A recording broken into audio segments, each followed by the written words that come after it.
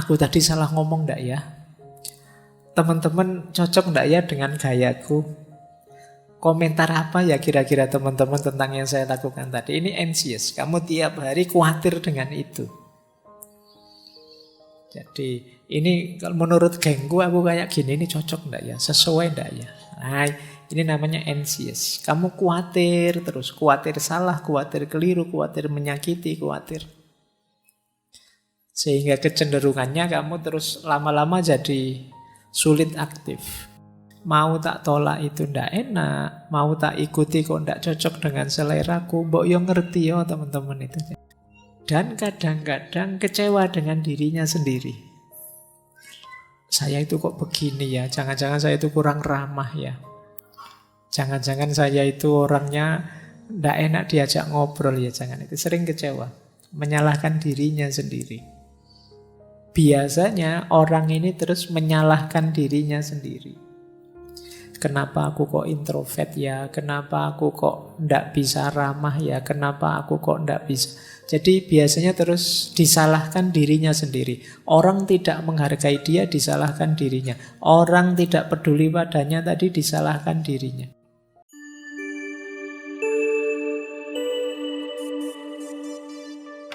Assalamualaikum warahmatullahi wabarakatuh. Bismillah. Kita mulai lagi belajar kita, ngaji filsafat kita. Nah, sebelum masuk ke teori, ini menarik. Ada orang yang punya dorongan jiwa atau kecenderungan jiwa untuk lebih suka sendirian. Kita menyebut orang semacam ini namanya orang-orang introvert.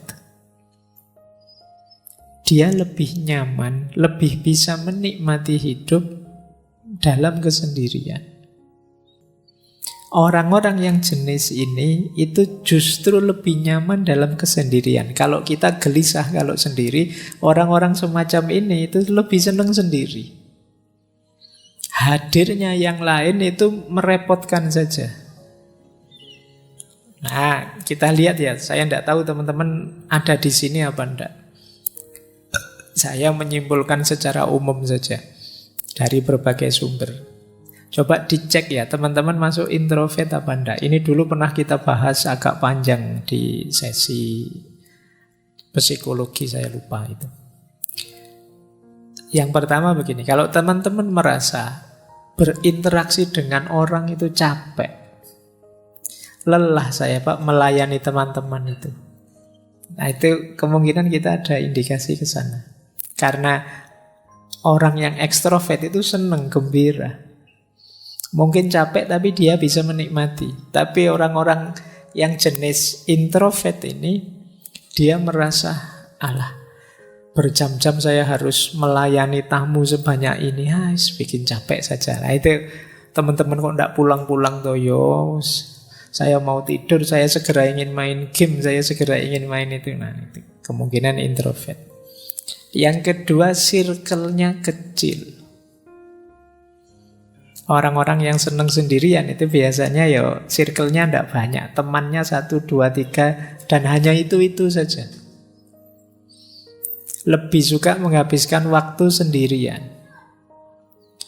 Orang semacam ini self healing terbaik menurut dia ya di rumah, di kamar.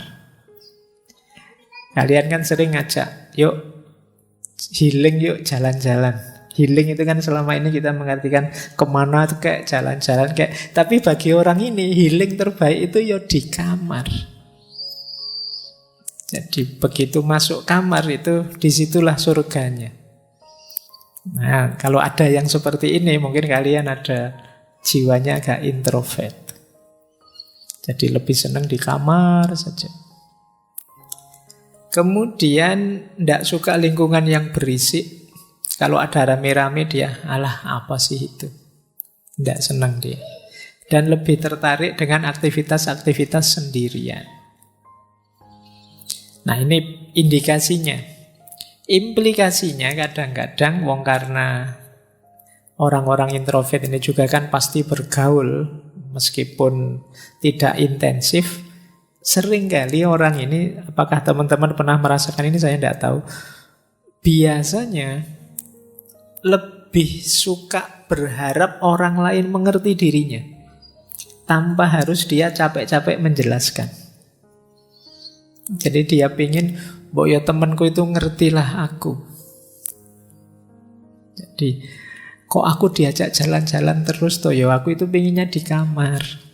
Mau tak tolak itu ndak enak, mau tak ikuti kok ndak cocok dengan seleraku. Mbok yo ngerti yo teman-teman itu. Dia memendam rasa ingin dimengerti. Jadi kalau teman-teman yang hadir malam hari ini sering merasa begitu, orang-orang kok ndak paham-paham sih mauku ya, kok ndak ngerti apa yang aku inginkan ya, itu mungkin ada gejala-gejala ke sana. Agak introvert. Saya tidak ngomong jelek ya. Introvert, ekstrovert itu bukan urusan baik buruk atau dosa atau pahala dan siksa, tidak ada itunya. Ini gaya kepribadian saja.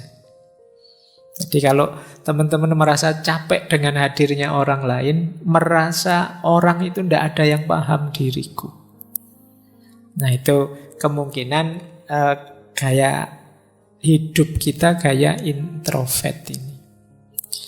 Kemudian seringkali mikirnya terlalu lama ketika ingin memutuskan sesuatu. Termasuk ada istilah silent treatment. Jadi saya misalnya punya teman ingin menjauh dulu sementara, biar tidak terlalu terpengaruh tapi lama-lama terus jadi tidak akrab lagi sama temannya. Nanti ada yang jenisnya seperti ini. Diajak sangat akrab tidak mau, diajak terlalu intim tidak nyaman dia. Ketemu ya say hello, hai ada apa kabar, sudah makan belum, sudah selesai pulang. Jadi tidak detail-detail sampai akrab sampai gimana. Dia tidak nyaman dengan itu. Jadi ciri implikatifnya kadang-kadang mikirnya lama untuk bisa memahami orang, pingin yakin orang tidak membohongi saya, yakin orang mengerti saya, sampai akhirnya rasanya ya jadi tidak akrab lagi sama teman-temannya. Dan kadang-kadang kecewa dengan dirinya sendiri. Saya itu kok begini ya, jangan-jangan saya itu kurang ramah ya, jangan-jangan saya itu orangnya tidak enak diajak ngobrol ya, jangan. Itu sering kecewa, menyalahkan dirinya sendiri. Nah, ini cirinya orang introvert. Kemudian kadang-kadang juga ekspektasinya tinggi pada orang lain. Akhirnya kecewa. Membayangkan temannya bisa memberikan apa, berbagi apa, memberikan apa, tapi kemudian tidak seperti yang dibayangkan. Kenapa kok dia estimasinya salah? Karena relasi sosialnya kurang. Sehingga kadang-kadang mungkin mudah ditipu orang, mudah dikecewakan orang. Dia tidak ngerti kalau orang gayanya kayak gini ini yo biasanya ngapusi. Oh kalau orang cengeng-cengeng kayak gitu itu tidak serius. Oh itu kan hanya yang akrab yang ngerti gitu. Kalian yang tidak terlalu intens dalam pergaulan di dunia sosial sering salah membaca. Nanti orang basa-basi dianggap serius. Mari mas. Oh ya, kadang-kadang wong itu cuma basa-basi kamu. Nanti ada, ayo silahkan itu. Kalau di sini ayo silahkan itu cuma basa-basi, jangan diminum beneran. Nanti ada orang makan, sudah makan? Belum. Nah, itu ya kalau sopan santunnya sudah makan, sudah silahkan lanjutkan gitu. Tapi kalau tidak ngerti ya gitu. Jadi karena tidak terlalu intensif dalam pergaulan, kadang-kadang salah estimasi, akhirnya kecewa. Ya mbok sekali-sekali mampir, itu basa-basi, kamu mampir beneran. Nah, harus hati-hati, karena pergaulan sosial ya punya rumusnya sendiri-sendiri. Iya. Nah, termasuk juga sering tidak enakan. Waduh, jangan-jangan teman saya marah ini. Waduh, jangan sering tidak enakan.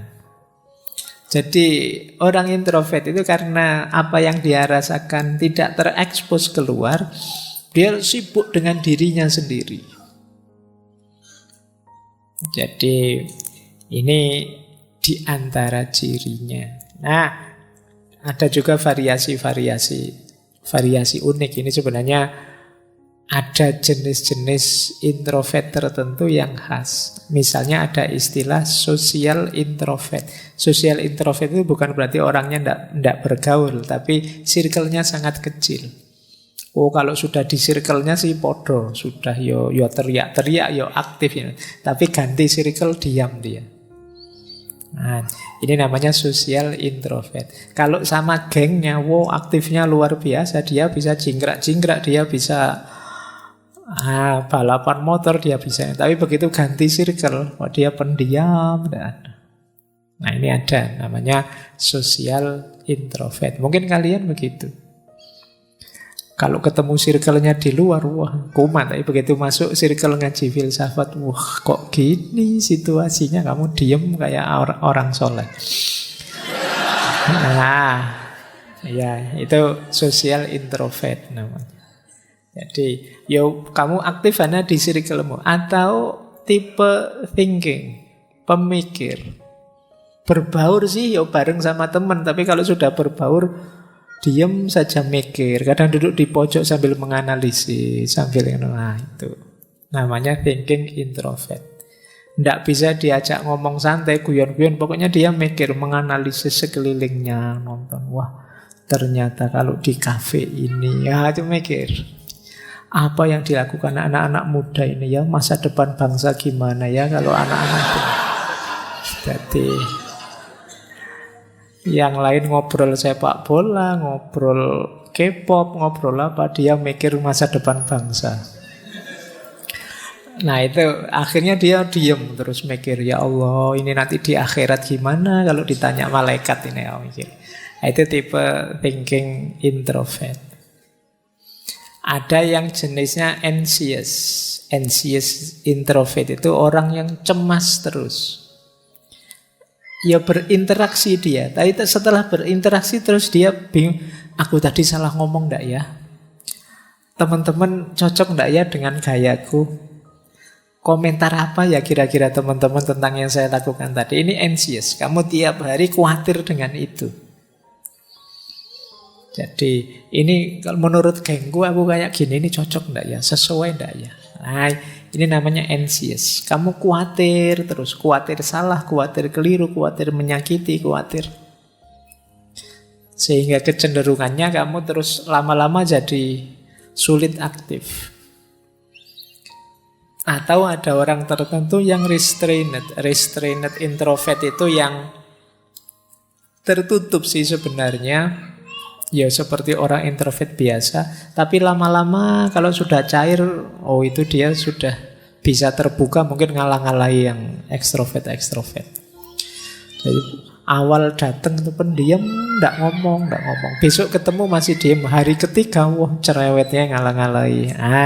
Itu restrained introvert. Baik, ini tipe-tipe orang yang bisa menikmati kesendirian. Mereka lebih nyaman kalau tidak bersama orang lain.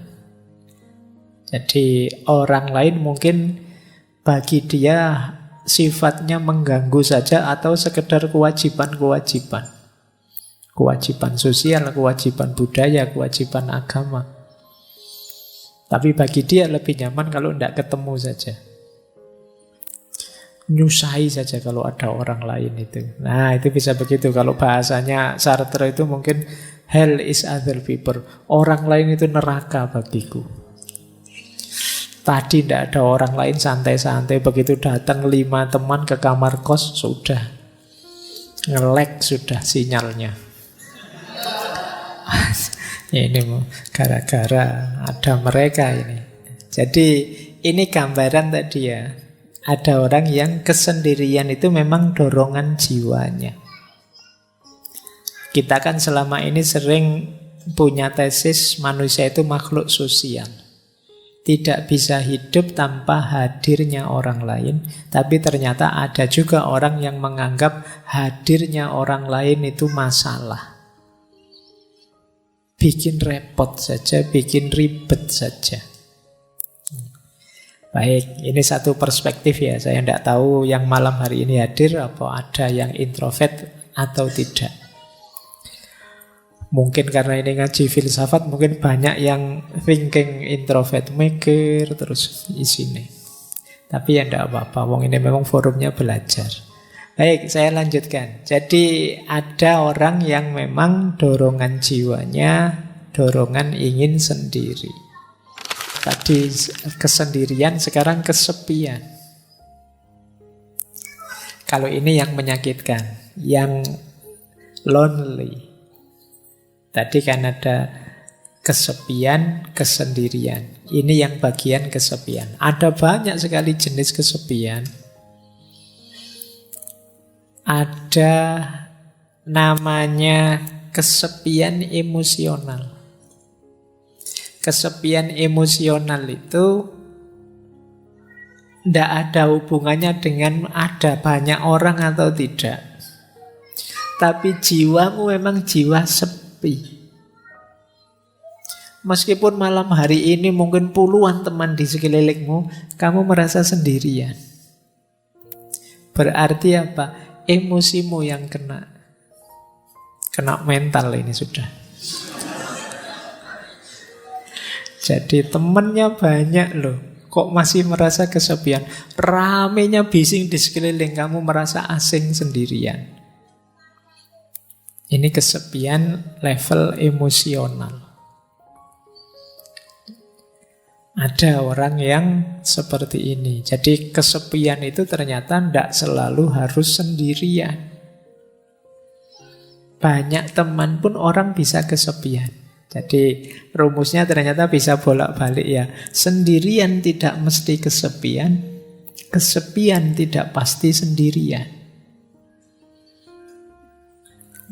Mungkin kamu dekat dengan orang yang kamu benci, rasanya tidak nyambung sama sekali dan kamu merasa sendirian. Tidak ada yang mendukung. Atau banyak orang sih tapi saya tidak ada yang kenal, oh Pak, ya kamu rasanya kesepian. Mungkin kamu naik kereta atau naik bis itu, padahal bisnya penuh. Tapi karena kamu tidak kenal semuanya kan kamu diem saja dari Jogja sampai Jakarta, ya rasanya sendirian. Nanti kamu sampai di tujuan di Jakarta ditanya, ke Jakarta sama siapa? Sendirian. Padahal sak kereta itu ratusan orang jumlahnya. Tapi begitu ditanya sama siapa ke Jakarta, sendirian. Karena sebanyak itu orang tidak kamu hitung. Kamu menghitungnya dirimu saja yang tidak kenal dengan mereka semua. Yang kesepian jiwamu. Jiwa kalau sudah kesepian ya sebanyak apapun keramaian, sejumlah apapun orang di sekelilingmu ya kamu tetap merasa sepi. Ada kalanya sepi itu karena mungkin kamu kenal, kamu ngerti, tapi mereka tidak paham dirimu. Nah, itu kamu juga biasanya merasa kesepian. Yang kedua, ada kesepian sosial. Ini terjemahan saja. Kesepian sosial itu, kalau ini kuantitas. Semakin kecil jumlah teman ya semakin rasanya sepi. Semakin kurang jaringan sosial ya rasanya semakin sepi. Jadi ini kalau emosional tadi hubungannya dengan rasa yang ada di dalam, kalau yang sosial ini hubungannya dengan jumlah yang ada di luar. Wah, kok ngajinya malam hari ini sepi ya. Yang datang cuma 2 orang saja. Ah, ini kesepian level sosial. Jadi ada sosial, ada emosional. Ada eksistensial. Kesepian eksistensial itu ketika orang merasa bahwa aku sama sekali berbeda, sama sekali tidak sama dengan yang lain. Ini kesepian eksistensial. Di tengah-tengah orang misalnya, apalah kalian misalnya punya geng motor, semuanya pakai motor. Aku kok ngontel dewean yo, itu terus kamu merasa tidak sama dengan yang lain. Itu kesepian eksistensial. Misalnya sak kelas temenmu lagi party apa nyanyi-nyanyi, semuanya sukanya lagu barat, lagu Korea. Aku kok campur sari dewean ya seneng. Ini temenku kok tidak ada yang seneng Didik Kempot, tidak ada yang seneng campur sari. Asing sekali. Kamu merasa sendirian. Beda dewe dengan teman-temanmu. Itu kesepian eksistensial. Jadi misalnya kamu kok kebetulan kuliah sak kelas isine ganas kabeh, preman-preman kabeh. Kamu sendiri yang ke kampus pakai kopiah, pakai itu. Oh, itu kamu di kelas mesti kesepian. Tidak sama dengan yang lain, sendiri.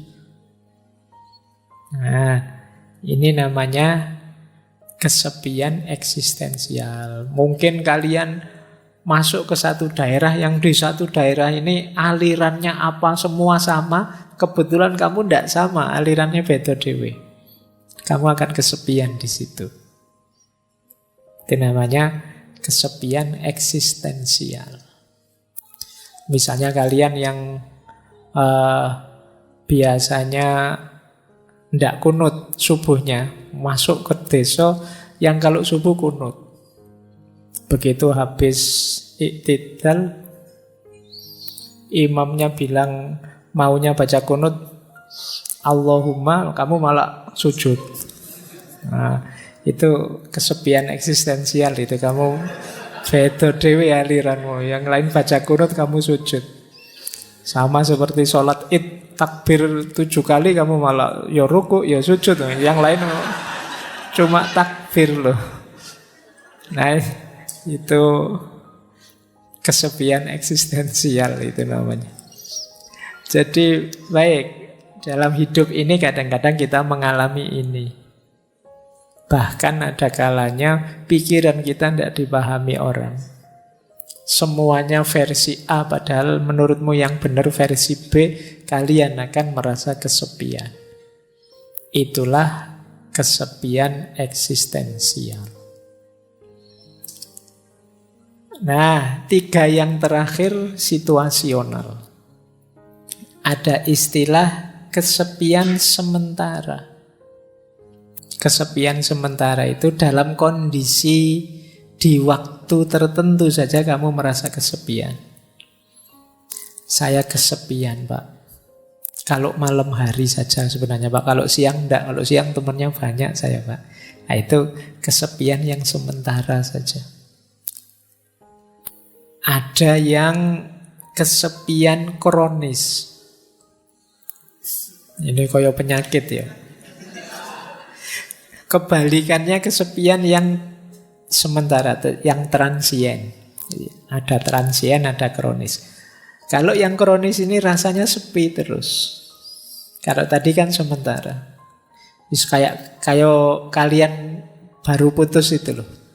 Itu kan kamu kalau bikin puisi, hidupku rasanya dipenuhi kesepian. Itu kesepian terus, itu kronis sudah. Jadi kamu situasi apapun yang kamu hadapi, kamu merasa sepi. Jadi beda dengan transien tadi. Kalau transien di waktu tertentu saja. Kalau kronis ya ada kesepian situasional. Kesepian situasional itu syarat dan ketentuan tertentu yang membuat kamu terasa sepi. Pak, saya itu kesepian kalau akhir bulan. Kenapa? Uang saya habis. Nah, itu berarti situasional. Saya kalau akhir bulan rasanya sepi. Kenapa? Teman-teman menghindar semua, Pak. Kenapa? Ya mereka tahu kalau saya sudah tidak punya uang lagi, mereka khawatir tak utangi mungkin. Ini kesepian situasional. Mungkin ada yang merasa sepi kalau pas belajar, pas ingat dosa-dosa muhasabah atau pas apa, itu namanya kesepian situasional. Jadi dari sini sebenarnya bisa kita simpulkan tidak ada orang yang tidak mengalami kesepian. Setiap orang punya kesepiannya sendiri. Termasuk orang, mungkin teman-teman ada teman saya ini Pak rasanya ceria terus, senang terus. Mesti dia gembira terus, enggak. Pastikan saja dia pasti punya momen-momen sepinya sendiri. Entah kapan, entah dalam situasi apa. Mungkin saat nilainya jatuh dari A jadi E, rasanya sepi. Atau mungkin pas sakit, atau mungkin pas apa. Meskipun kesendirian itu kasunyatan, tapi ternyata kesepian juga kasunyatan. Karena apa? Karena tidak ada orang yang tidak punya titik sepi dalam hidupnya. Setiap orang punya titik sepinya sendiri. Apakah itu emosional, sosial, eksistensial, apakah sementara, kronis, atau situasional. Jadi, kalau menghadapi kondisi semacam ini berarti baik kesendirian maupun kesepian adalah sesuatu yang harus kita terima. Jadi jalan pertama untuk menyikapinya, jangan menyangkal. Terimalah bahwa, oh iya Pak, saya kadang-kadang memang merasa sepi. Entah dalam situasi apa. Bahkan nanti di belakang kita masuk ke tema orang yang sengaja ingin menyepi. Dalam agama ini mulia. Jadi yang jelas, kesendirian dan kesepian itu dua hal yang sama-sama eksistensial kita alami dalam hidup kita. Nah, ada yang punya perspektif seperti ini. Punya perspektif bahwa kesepian itu lahir sebenarnya karena ada keinginan untuk dipahami yang tidak terpenuhi. Kenapa kok setiap orang punya titik sepinya sendiri? Karena dalam hidup pasti ada hal di mana kita ingin dipahami dan orang lain tidak bisa memahami kita. Dan kita jengkel, dan kita kecewa, dan kita marah, dan kita merasa diabaikan, dan lain sebagainya. Di titik itu kita merasa kesepian. Mau saya gini loh, kok teman-teman itu tidak paham-paham sih. Itu kan kita jengkel. Keinginanku itu seperti ini loh, kok teman-teman tidak peduli sih. Itu kan terus kita jengkel. Di situ kita merasa kesepian. Makanya katanya Carl Jung yang dulu pernah kita bahas, kesepian tidak datang karena tidak adanya orang di sekelilingmu, namun karena engkau tidak mampu mengungkapkan segala yang menurutmu penting. Ada hal penting ingin kita ungkapkan, tapi orang lain tidak paham-paham. Orang lain tidak mau tahu, tidak mau mengerti. Akhirnya kita merasa sendirian. Dilanjutkan itu oleh Jodi Picoult, ini novelis Amerika. Kata dia, biar ku beritahu engkau, kalau engkau ketemu seorang penyendiri, itu bukanlah karena mereka menyukai kesendirian, namun karena mereka sebelumnya telah berusaha keras untuk membaur ke dalam dunia, dan orang-orang selalu mengecewakannya. Jadi kita merasa sepi, merasa sendiri ketika orang tidak mau tahu kita, ketika orang mengabaikan kita, ketika orang tidak peduli pada kita. Kita teriak-teriak, mbok jangan maki-maki di medsos, mbok jangan gegeran di medsos, ayo kita rukun. Dan orang-orang tetap maki-maki, tetap gegeran. Di situ kan kita merasa, ternyata suaraku tidak didengar. Ternyata nasihatku tidak diikuti. Ternyata keinginanku tidak dipahami. Di situ kita merasa, nilaiku ini apa sih? Nah ini jadi sepilah kita merasa itu. Maka teman-teman kalau merasa hidupnya semi, coba dicek. Jangan-jangan seperti yang dijelaskan di awal, kita mematok keinginan terlalu tinggi terhadap orang lain. Kita ingin orang lain paham kita ingin orang lain suka pada kita ingin orang lain peduli pada kita ingin orang lain memperhatikan nasihat kita. Dan ketika keinginan ini tidak terpenuhi, kita merasa asing, kita merasa sepi. Disitulah Khalil Gibran berkata, rasa kesepianku lahir saat orang memuji omong kosongku dan mencela kediaman kebijaksanaanku. Dia merasa sepi karena kalau saya ngomong kosong yang aneh-aneh yang tidak penting, kok malah dipuji oleh orang. Semuanya nge-like, semuanya suka, padahal itu cuma isinya prank-prank yang tidak jelas. Tapi pas saya serius ngomong yang mantep-mantep atau saya diam dalam rangka bijaksana, orang malah mencelaku. Sekarang kan banyak orang yang mencela kediaman. Mencela kediaman itu maunya semua orang disuruh bersuara. Ya contoh paling mudah, di grup-grup WA itu saya kemarin di semua grup kan isinya innalillahi selamat itu. Isinya kan banyak itu. Seolah-olah yang tidak mengucapkan dan tidak nulis di WA dianggap sesuatu yang tercela. Padahal mungkin yang tidak ngirim WA itu yang serius berdoa, ngirim Fatihah, mendoakan. Sementara yang ngirim innalillahi ya copy paste atasnya saja. Ya, tapi lebih dihargai yang copy paste karena tampil. Tidak tampil dianggap tidak ada. Itu situasi hari ini begitu.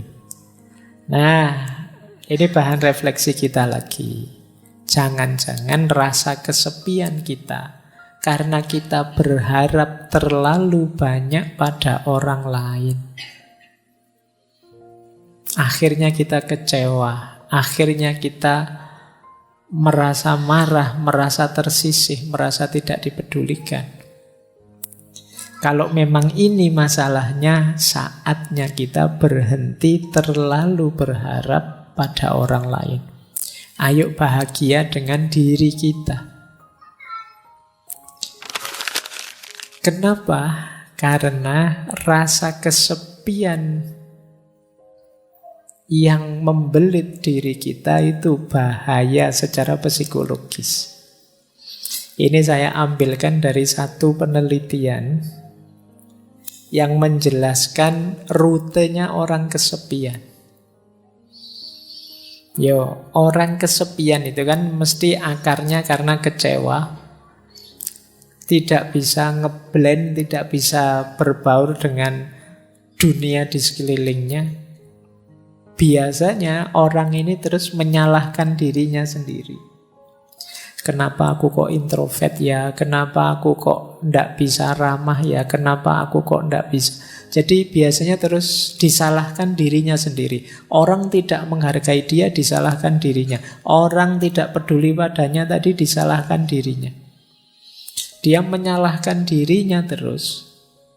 Sehingga akhirnya meruntuhkan self-esteem-nya, kebanggaannya pada dirinya. Kalau orang sudah runtuh kebanggaan pada dirinya, dia akan mengalami stres berat. Saya tidak berani bilang depresi ya, nanti depresi tambah nemen. Orang stres berat itu nanti sistem imunnya kacau, dia mudah sakit, ya karena hormon kortisolnya meningkat. Tidak enaknya di penelitian itu disebut resiko kematiannya tinggi. Nah, jadi ternyata ada korelasinya. Orang yang merasa kesepian, resiko kematiannya meningkat. Di penelitian itu disebut ya, stres berat itu setara dengan merokok 1 bungkus per hari. Bahayanya. Nah, loh. Berarti kalau teman-teman, tapi Pak kalau saya pas stres itu malah ngerokok Pak.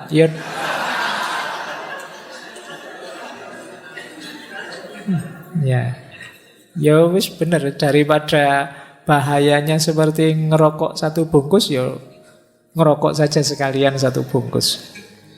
Ya memang bahayanya itu. Atau dan lebih beresiko daripada obesitas. Dan lebih mempengaruhi kesehatan daripada orang yang tidak mau olahraga. Jadi ternyata ya efeknya bisa ke kesehatan. Meskipun tadi hanya kesepian. Sepi, menyalahkan diri sendiri, stres, dan mati. Resiko kematiannya tinggi.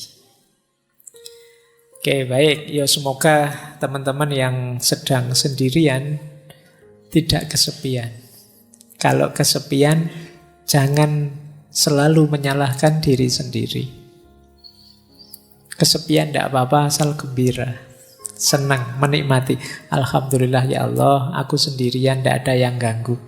Alhamdulillah sepi sekarang. Tidak repot lagi, tidak apa-apa. Maknai saja secara positif, biar tidak stres. Oke, kita lanjutkan. Nah, yuk. Tadi kan yang ruwet-ruwet, kesendirian, kesepian. Kita lanjutkan ya, perjalanan kita ke ranah positifnya kesendirian. From loneliness to solitude. Bagaimana mengubah kesendirian yang tadi kesepian menjadi kesendirian yang bermanfaat, berguna untuk diri kita. Tapi sebelum itu, mari kita lakukan 5 hal ini. Biar kesendirian kita positif. Yang pertama, ayo kita terima dan kita renungi. Jadi acceptance and reflection. Aku kok merasa sendiri, aku ini kok kesendirian, akarnya apa, sebabnya apa, yang menyebabkan situasi ini apa, mentalku kah, lingkungan kah, atau apakah. Jadi ada refleksinya. Kalau sudah terus self-development itu meningkatkan diri. Oh, selama ini mungkin aku terlalu mengikuti kata hatiku, tak latihan sebentar untuk bisa melampaui rasa suka dan tidak suka. Ini self-development namanya. Mendidik diri. Nanti ada penjelasannya di belakang. Yang ketiga, action. Apapun yang terjadi, meskipun sedang kesepian, jangan berhenti berkarya. Jangan berhenti bertindak, berperilaku, melakukan apa yang kita inginkan. Jadi acceptance, reflection, self-development, action, dan social support.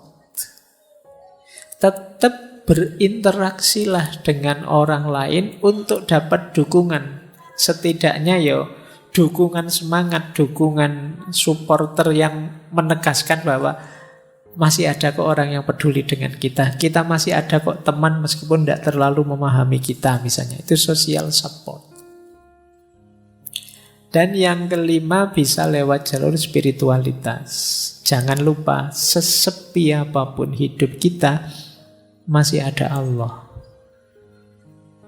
Nah, ini nanti puncaknya nanti ke sini ya. Terakhir saya ingin ngomong ini. Tapi itu tadi, hidupkan dulu, nyalakan dulu 4 yang pertama. Terimalah, kalau mampu renungilah. Kemudian perbaiki diri kalau memang harus ada yang diperbaiki. Jalankan, tetap beraktivitas, berkarya. Biar tidak runtuh kebanggaanmu pada dirimu.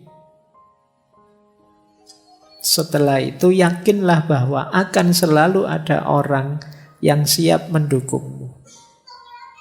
Tegaskan social support di sekeliling kita. Pendukung orang-orang yang mencintai kita, menyayangi kita, yang anytime siap membantu kita semampu mereka. Dan yang terakhir, yakinlah bahwa kita tidak pernah ditinggal oleh Yang Maha Kuasa, oleh Allah. Kita saja yang sering lupa atau menjauh darinya. Ini akan jadi solusi agar loneliness berubah jadi solitude. Mungkin kita masih sendirian, tapi sekarang kesendirian itu produktif. Kesendirian itu manfaatnya besar.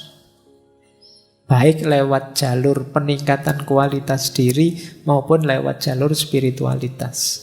Diri kita meningkat, kedekatan kita dengan Tuhan bisa juga meningkat lewat jalan kesendirian, lewat jalan loneliness. Disitulah nanti loneliness menjelma jadi solitude. Jadi kesendirian yang positif, kesendirian yang bermanfaat. Secara positif juga, kesendirian bisa bermakna kebebasan.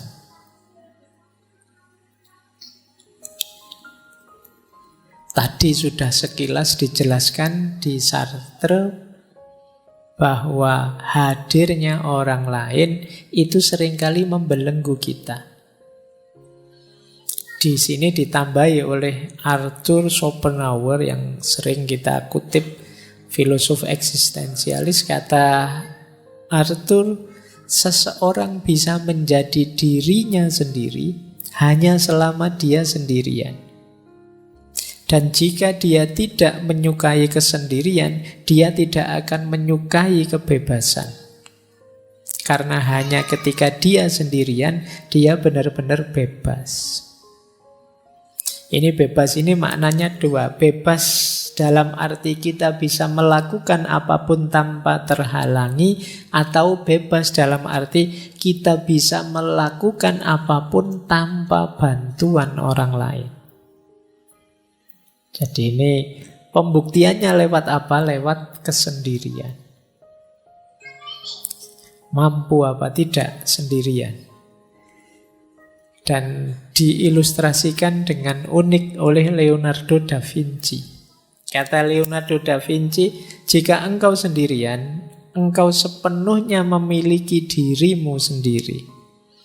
Jika engkau ditemani oleh satu pendamping, engkau hanya memiliki sebagian dari dirimu sendiri, bahkan kurang, sebanding dengan kesembronoan perilakunya. Dan jika engkau memiliki lebih dari satu pendamping, engkau akan jatuh lebih dalam ke dalam penderitaan yang sama. Kalau kita sendiri, kita memiliki diri kita utuh. Tapi kalau ada teman satu saja, ya kita memiliki diri kita setengah. Yang setengah miliknya teman tadi. Kita kan berusaha mengadaptasikan dengan teman. Misalnya teman kita, saya itu tidak seneng lihat orang pakai baju merah, yo. Padahal kita ingin pakai baju merah karena bareng teman ini, akhirnya kita nego tidak pakai baju merah. Kita tinggal setengah. Ada teman kok nginep di kos, tiba-tiba bilangnya, saya kalau lampu nyala tidak bisa tidur. Sementara kita kalau tidur lampunya nyala. Kita tinggal setengah diri kita. Itu kalau temennya satu. Kalau temennya 3, diri kita tinggal 1/4. nego dengan 4 teman ini mungkin maunya beda-beda. Saya tidak bisa tidur kalau tidak lampu disco, saya tidak bisa tidur kalau tidak lampu, misalnya.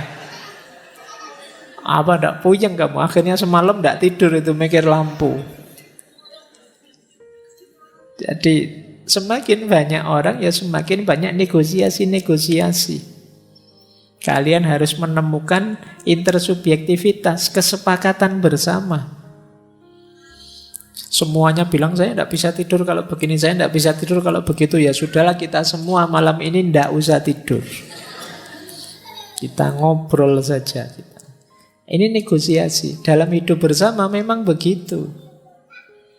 Makanya semakin kita sendirian, semakin kita bebas. Ya meskipun tidak harus dengan kalimat orang lain adalah neraka, seperti yang disampaikan oleh Sartre. Jadi makna positif kedua, kalau tadi kan kesendirian itu pembuktian diri, kalau ini kesendirian itu kebebasan. Semakin kita sendiri, semakin kita bisa bebas.